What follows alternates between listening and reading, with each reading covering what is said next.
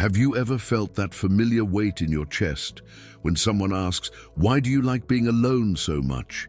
As if there's something wrong with you, as if needing silence is a character flaw. What if I told you you're carrying one of humanity's rarest superpowers and you don't even know it? Eckhart Tolle spent 2 years sitting on park benches, observing the world in silence. People thought he'd lost his mind. In reality, he was uncovering something that would transform the lives of millions. The hidden power of solitary presence. What he found on those benches wasn't loneliness. It was something far deeper. But before I reveal Tolle's secret, I need you to understand the difference between two experiences the world constantly confuses. There's loneliness, and there's being alone. Loneliness is that painful feeling of disconnection, even in a crowd. It's that emotional thirst, that emptiness you try to fill with distractions, relationships, activities.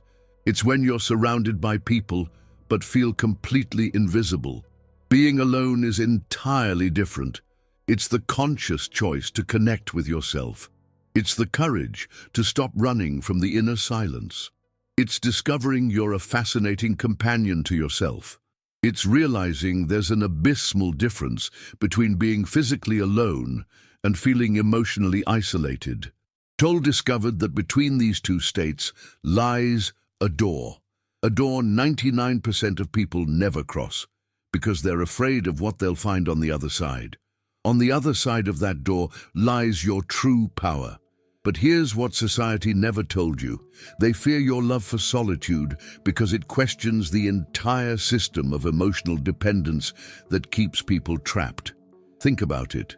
If you discover you can be completely happy alone, if you develop the ability to generate your own inner energy, your own joy, your own peace, suddenly you no longer need to buy happiness in a package. You no longer need constant validation on social media. You no longer need toxic relationships that drain your energy. You no longer need empty entertainment to fill the existential void. This terrifies a world that profits from your inner dissatisfaction. Let me tell you about Olivia, a woman I met who always apologized for being antisocial. She forced herself to go to parties, events, gatherings, always feeling like an actress playing a role that wasn't hers. For years, she believed there was something fundamentally wrong with her. Why did other people seem energized by crowds while she felt drained? Why did superficial conversations leave her mentally exhausted? Why did she need hours of silence to recover from a simple afternoon of socializing? She tried everything. Therapy to cure her introversion, social skills courses, medication for social anxiety, all to become someone she wasn't.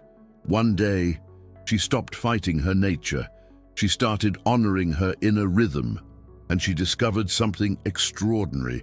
In moments of silence, she began to notice things other people don't see, subtleties in expressions, nuances in conversations, energy patterns that go unnoticed in the social noise. She developed a sharp intuition, an ability to read between the lines that transformed her into a highly sought-after advisor in her field. She developed what Tolle calls witness consciousness, the ability to observe without judgment, to be present without getting lost in the drama, to clearly see what's happening beneath the surface of human interactions. And that changed everything. At work, she began to be seen as the person who really understands complex situations. In relationships, she became the one with whom people feel truly heard, not because she talks a lot, but because she listens in a way few people can. Because when you learn to be comfortably alone, you stop desperately needing others. And paradoxically, this makes you far more attractive. You emanate an energy of completeness that is magnetic. Tolle teaches that there's a fundamental difference between need and choice in relationships. And that difference changes everything about how you connect with other people. When you need other people to feel complete, you relate from emptiness. You seek the other to fill something missing in you. You become energetically vampiric, sucking validation, attention, approval, and people feel this even unconsciously. When you choose to relate from the fullness of your own being, you offer genuine presence. You're not trying to get something, you're sharing something. You become a wellspring of energy instead of an emotional black hole, and people feel this difference immediately. They feel renewed after being with you, instead of drained. They feel they can be authentic in your presence because you're not judging or trying to extract anything from them. But here's what no one tells you about developing this superpower.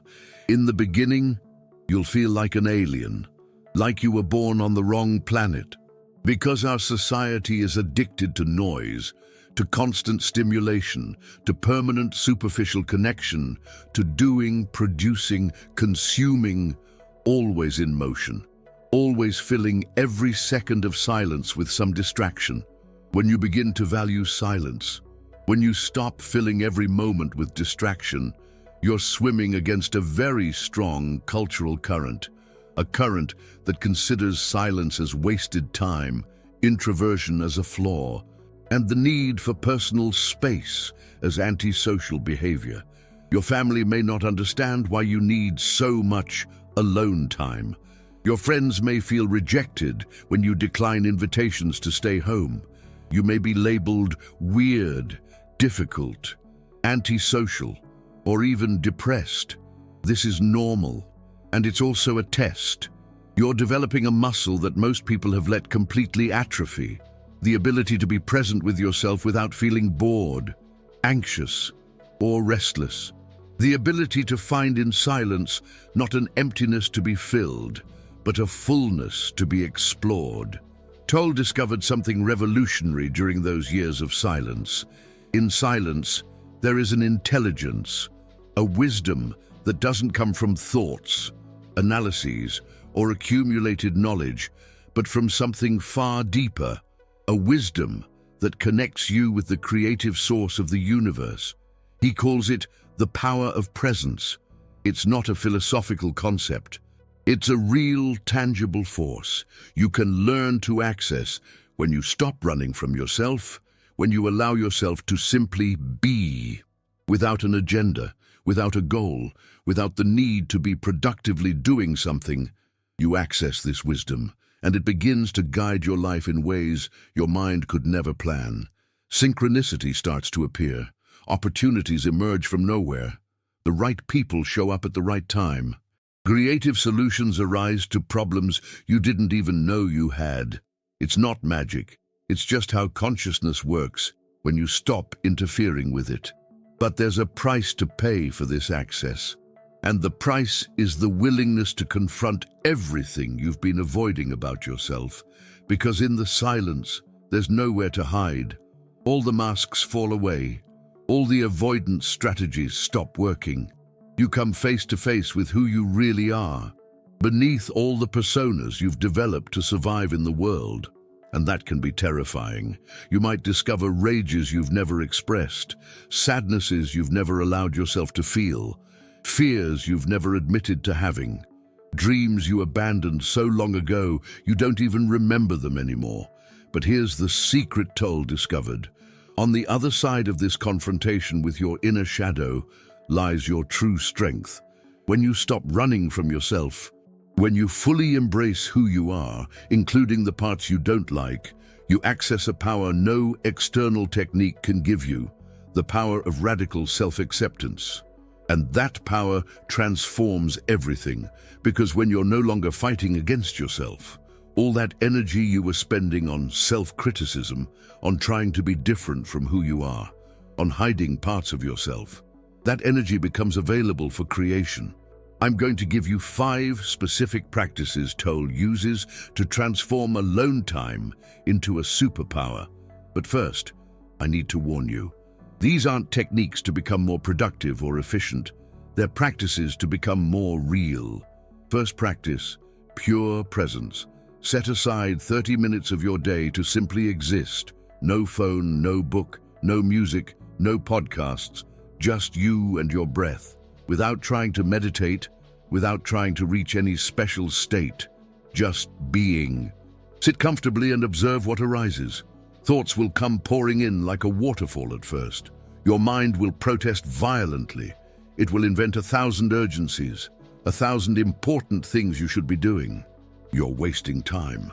This is New Age nonsense. You could be being productive. People will think you're lazy. Ignore all that mental chatter. Just stay there. Observe the thoughts like clouds passing in the sky. Don't fight them. Don't identify with them. Don't try to stop them. Just observe. In time, and it might take weeks or months, you'll discover that there's a silent space behind all the thoughts. A space that doesn't think, doesn't analyze, doesn't judge, that simply is aware. That space is your true essence, and it's infinitely more intelligent than your thinking mind. Second practice, inner listening. When you're alone, ask yourself deep questions and listen to the answers that come not from your head, but from your body, your heart, your intuition. What do I really need right now? How do I want to feel today? What is my truth about this situation? What is my soul trying to tell me? Don't force rational answers. Don't try to be logical. Just create silent space and wait. The answers will arrive through sensations, images, impulses, sudden knowing. Tolle discovered that when you stop bombarding your consciousness with constant external input, an inner wisdom emerges naturally. A wisdom that knows things your mind never studied. Third practice, sacred solitude. Transform your alone time into rituals of connection with yourself.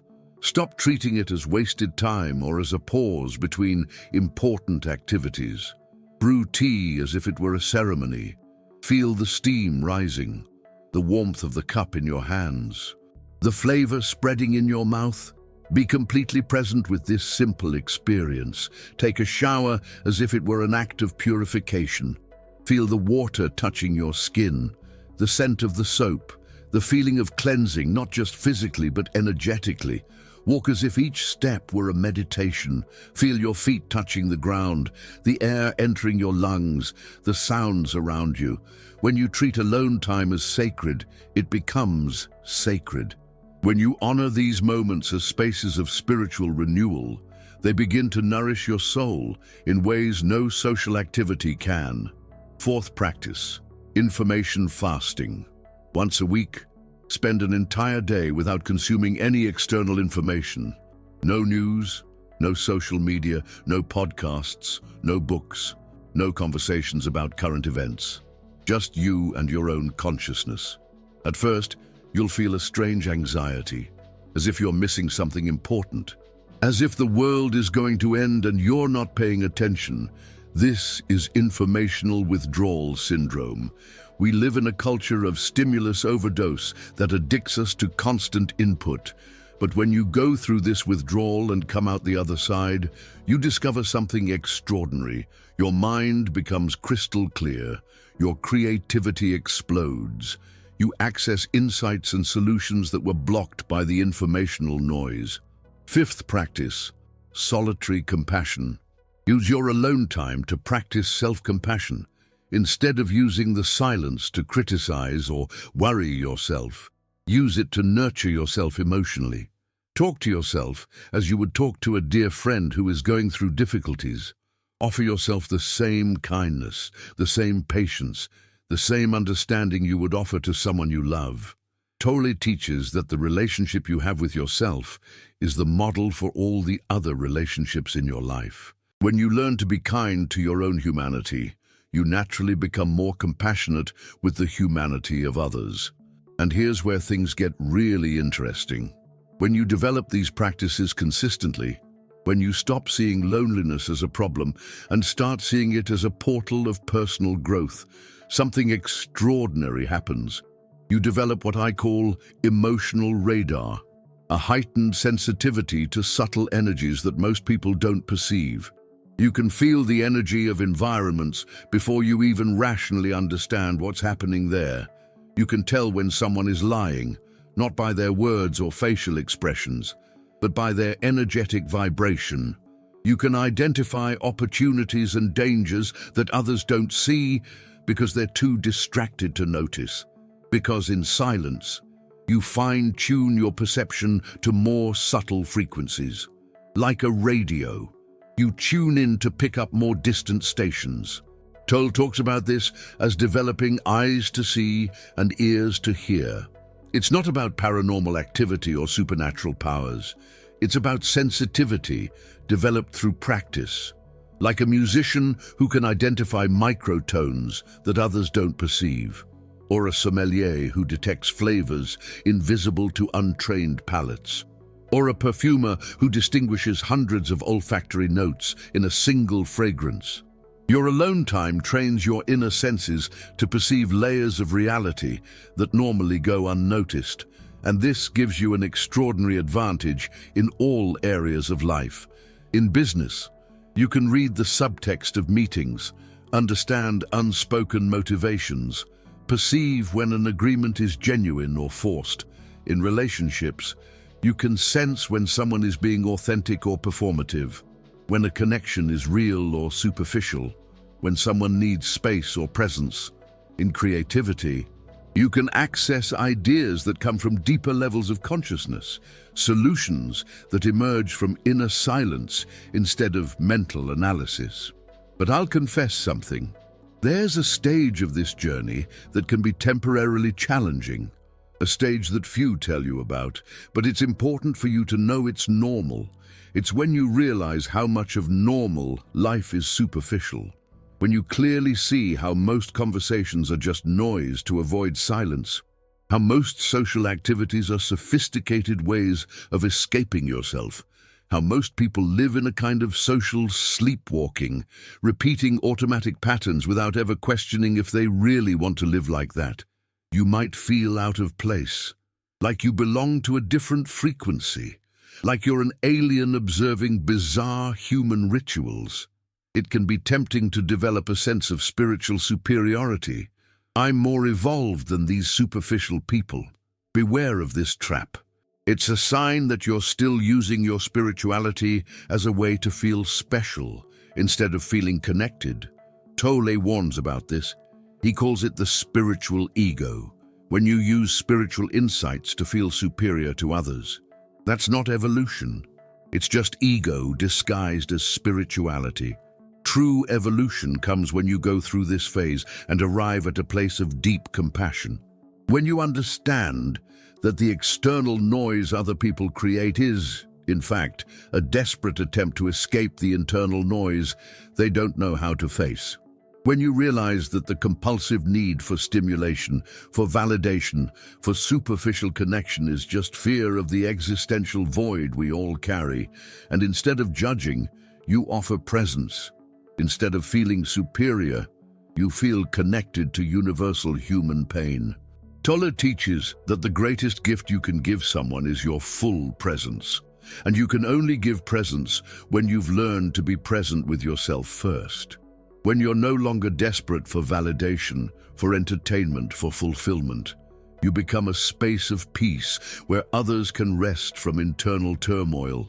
People begin to seek your company not because you're fun or interesting in the conventional sense, but because near you they feel more like themselves.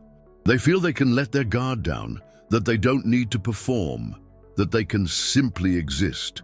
That's true human magnetism. It's not about charismatic personality or elaborate social skills. It's about authenticity that comes from knowing yourself deeply. It's about inner peace that you've developed through years of solitary practice. It's about presence that you cultivated in moments when no one was looking. Now, let me share with you the deepest insight Tolle discovered about loneliness during those years of silence on park benches.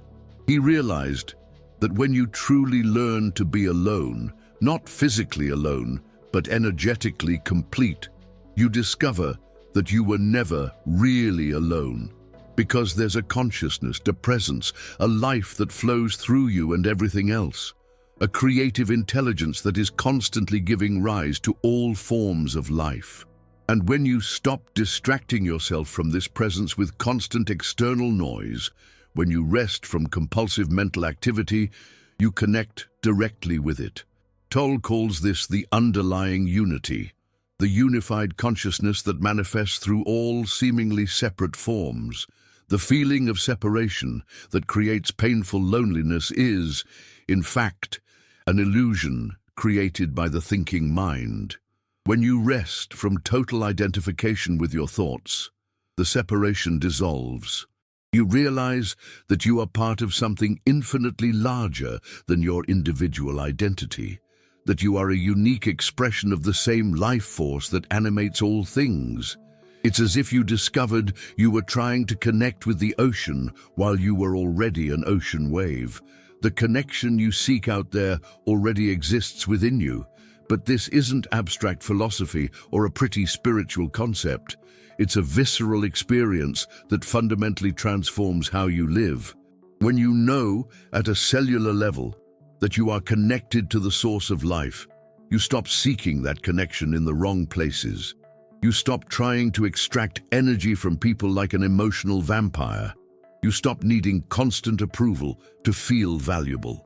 You stop being afraid of abandonment because you carry the source of love within you. You stop feeling like you need to impress someone to be accepted. You stop desperately trying to be interesting or relevant. Because you carry the source of all creativity, all love, all peace within you. And this unleashes incredible creative energy. An energy that doesn't come from ambition or need, but from abundance and natural expression. Some of humanity's greatest discoveries came from moments of profound solitude. Einstein developed the theory of relativity during long, solitary walks. Nikola Tesla received his technological intuitions in moments of total isolation. Great artists, writers, composers always knew that real creativity emerges from silence. It's no coincidence. In silence, you access frequencies of creativity that constant social noise blocks. You connect with the creative source that is always available, but is usually inaudible because of external and internal noise. Tolle discovered that when you stop trying to be interesting to others, you become genuinely interesting. When you stop trying to impress, you develop a presence that naturally impresses. When you stop seeking validation, you exude a self-approval that's magnetic because you're operating from an authentic source instead of a neurotic need. And people feel this instantly. They may not be able to explain it rationally, but they know there's something different about you. A quality they can't quite put their finger on, but that draws them in. It's the quality of presence, of authenticity, of connection to something larger. It's what happens when someone stops living from fear and starts living from love. When they stop living from lack and start living from abundance. When they stop trying to fill an inner void and discover there was never a void, only the illusion of separation. But here's something important that Tolle emphasizes. This journey doesn't have a finish line. It's not like you arrive at a permanent state of enlightenment and never again experience moments of confusion or suffering. Life continues to present challenges. Emotions continue to arise. Thoughts continue to flow. The difference is, you develop a completely new relationship with all of it. Instead of being hijacked by every thought or emotion, you learn to observe them from the silent space of awareness. It's like the difference between being caught in a storm and observing a storm through the window of a solid house. The storm might be intense, but you have an inner refuge that remains untouched. And the more you practice this conscious observation, the more natural it becomes, until there comes a point where you rarely fully identify with the mental and emotional dramas. You still feel them, you still acknowledge them, but there's always a part of you that remains undisturbed, a part that knows, this too shall pass. That's true freedom, not the absence of challenges, but the presence of an unshakable peace that doesn't depend on external circumstances. Now, if you've gotten this far, probably something within you recognized the truth of what I'm sharing. Something resonated deeply, even if your rational mind tries to question or minimize it. Maybe you've always known that your need for silence wasn't a social weakness, but something much deeper, a calling to a different way of being. Maybe you've always felt you had a special sensitivity that others didn't understand, an ability to perceive subtle things that go unnoticed by most. Maybe you've always suspected that your resistance to crowds, your fatigue with superficial conversations, your need for time to process experiences wasn't antisocial behavior, but a sign that you're tuned into a different frequency. You were right. Your love of solitude isn't a flaw to be corrected. It's a portal to be explored. It's a gift to be honored. It's a superpower to be developed. It's your unique way of accessing wisdom that the noisy world can't reach. It's your particular way of connecting with the creative source of the universe. It's your way back home, to your true nature. And like every superpower, it comes with a responsibility, a sacred responsibility. The responsibility of not using your sensitivity as an excuse to isolate yourself from all forms of genuine human connection, but rather to use your capacity to be alone, to become someone worth being with. The responsibility of not using your depth as a way to judge those who are still learning to navigate the shallow waters of existence, but rather to offer a silent example of another possibility, the responsibility of not hoarding your presence and your peace like a hidden treasure, but rather to bring them into the world as a gift, as a service, as a form of healing, because the world desperately needs people who know how to be silent, needs people who aren't afraid of the empty space between words, needs people who can offer presence instead of performance, needs people who have developed the courage to face their own shadow and therefore can be present with the shadow of others without running away or trying to fix it, needs people who know they are not their thoughts, their emotions, their circumstances, and who can remind others of this truth through their example. Tolle teaches that when you honor your need for solitude, when you stop apologizing for it and start cultivating it consciously, you become a channel for something much larger than your individual personality. You become an anchor, point of peace in a turbulent world, a living reminder that there's another way to exist, a quieter way, a deeper way, a more real way, more connected to the source of life. And maybe that's your true mission here in this incarnation. Not to be like everyone else, not to fit into the social mold, not to fill every moment with noise and activity, but rather to be a living reminder that there's a deeper dimension to the human experience, a dimension that can only be accessed through silence, introspection, the courage to be alone with yourself. Your superpower isn't in spite of your need for solitude, it's through it. It's through the moments when you choose silence over noise, depth over superficiality, quality over quantity in human connections. It's through your willingness to dive into the deep waters of consciousness, while others remain in the superficial waves of compulsive socialization. And now that you know this, now that you recognize you carry this special gift, what are you going to do with this knowledge? How will you honor this sensitivity you've always had, but maybe never fully recognized as a power? How will you use your love of solitude to become a force of healing and inspiration in the world? How will you transform what society sees as your weirdness into your greatest contribution to the evolution of human consciousness?